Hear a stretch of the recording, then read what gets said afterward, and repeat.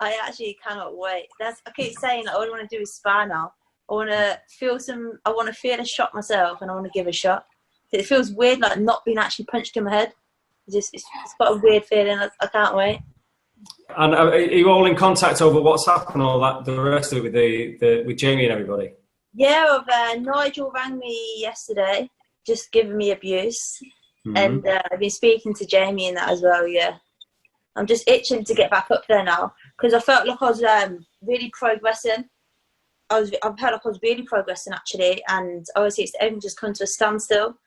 So I'm a bit like, I want to get back up there and learning again and improving. I know everyone's in the same boat. Are you trying to kind of treat this as being injured, while everything's on lockdown and no one can do anything? You've just got to kind of mentally deal with it that way. Yeah, so I'm just literally working like on making improvements. To be fair, I'm actually taking this lockdown quite positive. I'm thinking it's doing me the world of good.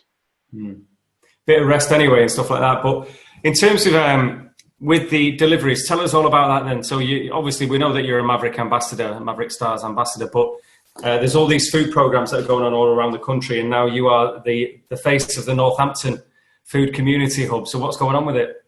So I contacted Charlotte because basically I've seen what was going on, and I think it's amazing. I think it's such a good thing that Maverick Trust are doing it. Now, because I'm an ambassador, I was like, can we do it in Northampton? Because I knew that nobody was really doing anything in Northampton to help the more vulnerable.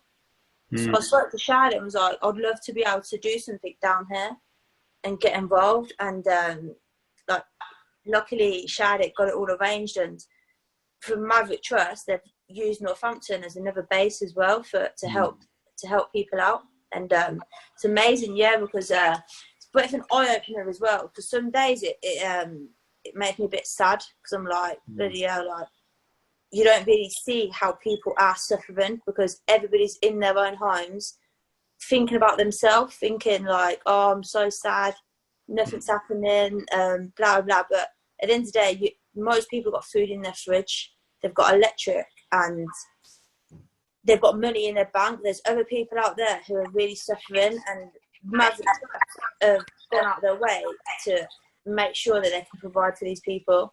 And it's a nice thing to do, and it's when you see the people as well, it kind of like makes you want to do more, makes you want to like help them even more. So basically, you're getting hold of the food packages. There's a food provider in Northampton. Then you're going and you're doing knock and run really with food parcels for all the vulnerable. Knock and run, yes. I'm knocking them like quick. No, I'm just there's your food, and I put it on the floor for them to pick up so it's safe. So I'm not getting close to them or anything, and I'm wearing gloves. But I don't knock and just go, just in case like someone goes, especially in Northampton, someone probably walk past and nick the parcels. So I make sure they answer first, and I'm like, your parcels are there. When you mentioned Northampton there, I mean, because obviously this scheme's been up and running first primarily in Manchester, then Merseyside, it's moved to Hull, it's moved to Sunderland, and they're areas that you might think, yeah, there's going to be deprivation in those certainly Manchester and Liverpool, big cities, and obviously Hull and Sunderland have had issues, economic issues and all the rest of it, but I suppose no one really thinks Northampton. Big towns like Northampton don't get an awful lot of press, do they? I mean, I know you got the great rugby team and the football team's decent, but no one thinks of such a deprived area in some of the smaller areas, if you like. That's what I mean. That's why it's so lovely if Maverick Trust to help Northampton. Like, obviously, I'm from Northampton. I'm the ambassador, but they didn't have to support Northampton because there's cities out there. But I think it's such a nice thing that Maverick Trust is supporting a little town like Northampton, because, like you said, Northampton's not on the map. Nobody talks about Northampton. So, I'm just grateful that Northampton's getting the support. And I mainly said to Charlotte that I hope other people are going to jump on this now, like see that I'm going out delivering food, because obviously at the moment it's just at Dead Preschool. So I'm hoping that maybe another pro boxer from Northampton may go to a food company and say, look, can we get some packages and let's do the Eastern District in Northampton, because at the minute I'm doing Dead People, that's the other side of town, but I feel like Eastern District is actually where I'm from. That's where people are more likely to be struggling. Right. But I'm just hoping that someone else out there is going to see what I'm doing, and they want to help out people in the Eastern District because it's like a different part of the town. Northampton's a big town. People don't realise how big Northampton is.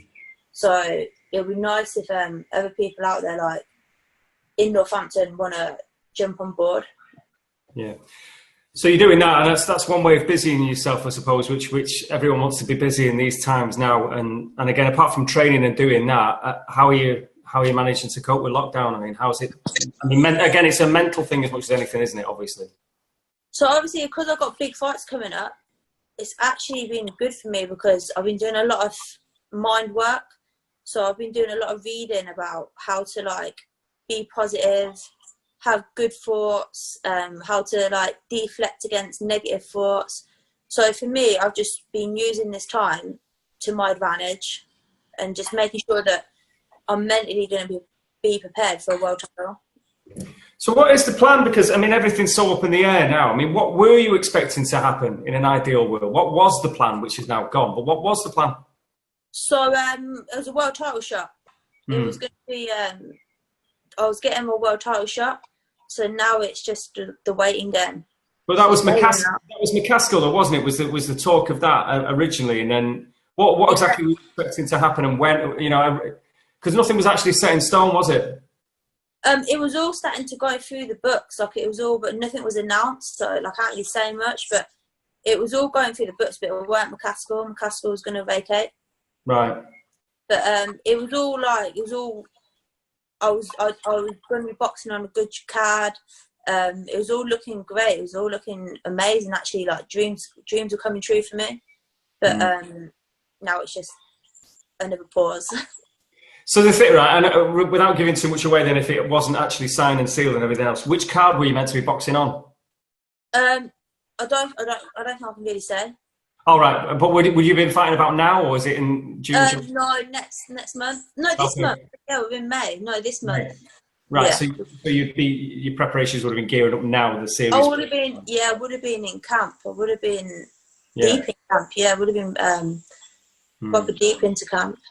But now, obviously, with everything that's gone, I mean, obviously, if you had that great shot lined up and that's gone, that's massively frustrating for you. But do you feel now, because there's going to be so much desperation for everyone to see not just sport, but no one's going to want to mess around now, because this has shown how unpredictable life is. So now, kind of, well, we can't mess around anymore. It's got to be, everyone's got to have proper fights now. Do you feel that? I do. I feel like everyone's going to be hungry now. Like, everyone's going to be hungry now. People are going to want to see the big fights. Yeah. And I think this is going to be a bit of a kick up the arse for people to just take the big fights. You can't pick and choose who you want to fight. If there's a big name out there, take that fight. Yeah. I think everyone's going to be in that kind of wavelength, aren't they? You know, I don't think there isn't going to be the appetite. And because also as well, the small horse shows might suffer badly with all of this. So there's not going to be any opportunities for people to tick over on shows or anything like that. They're going to have to just go in deep, aren't they? Yeah, I think that's what everyone's got to do, is just dive in there, just take the jump and just get stuck into the big fights. There's going to be no messing about. But I think people have got the time to mess about either. And what is the point messing about with being in this pandemic? By the time the boxing comes around for a good 4 or 5 months. Yeah. So I just get straight in there and get to work. Now, what's the kind of, if you could pick your next 3 fights then, when this is all gone, and again, who knows when it's all gone and when we're back to any kind of normality, but if you could pick your next 3, then you've got one in your head that you were meant to be having that you can't tell us exactly what was going on with it, but dream-wise now, what happens? Because obviously you've got domestic rivals as well as the international super fights and all the rest of it. So my dream fights would obviously be Katie Taylor. Yeah. I always make that clear. I want that fight. You know what? I just didn't want to mention her this time because I don't think I've ever spoken to you without mentioning her name. So you did it. I dropped the Katie bomb in there. Yeah. So it'll be Katie. To be fair, I was really fired up to fight McCaskill. I was like, me, Jamie and Nige were really putting the work in for that. And I was gutted that obviously she's fighting Cecilia Brackhouse. But I think that's a bigger fight for her. It's a bigger name. So I see why she took that fight and makes sense for her. But I really did fancy that fight. But I wouldn't say that's my dream fight because I think I would have beat her anyway. She's just basic. But so I'll say 2 names. It'll be Amanda Serrano and Cecilia Brackhouse. As well as Katie, you think that? As well as Katie. So with Katie and Amanda then. So you fancy Amanda in that fight or what? I mean, again, they're two names and they're fighting, in theory. Oh, I think it's such a good fight, and it's hard to put a name on it. But I do think Katie will come out. I just hope it's fair. But you still think then, obviously, that Amanda's going to be there or thereabouts. Even if she gets beat by Katie, she's still a massive name. Oh, and, I mean, the way that she's moved through the divisions is just insane, isn't it? I really rate Amanda Serrano. I think she's such a good boxer, and she's powerful and she's game as anything. I'd love that fight with her. I mean, we know that with women's boxing, because the pool isn't so great, you are going to have to be prepared to move divisions, which you've already stepped up, haven't you? And, again, moving here or there or catch weights, it's all going to happen, isn't it? I mean, if she can move through 8 divisions, it just shows you that you've all got to do that a bit, haven't you? We're going to have to get the fights, then you're going to have to move up and down. Like Terry Harper's at super featherweight. Yeah. I've made super featherweight twice. I wouldn't fancy making that again, but if she wanted to fight a lightweight, I'd take that fight. Well, that was the name. It's an obvious one as well, because she's pretty much got a lot of attention, hasn't she? Obviously, in the last couple of fights with Matchroom and everything else, she's got loads of attention, and she's at the moment, it might be a frustration for you, or is it? I don't know, that she's kind of being engineered as the face at the minute of UK. Not really, no. I think massive credit to her. She won the WBC. She's young as well, hungry, talented. So it doesn't frustrate me, because I think I'm going to show who the best boxer in the UK is. So I'm just relaxed at the moment. And you've not sparred her, have you? You've not really come into contact with her much. I know you were in Sheffield when she won the title, weren't you? But I sparred Tasha Jonas a lot, because obviously GB days. Yeah. I think Tasha's very, very, very good.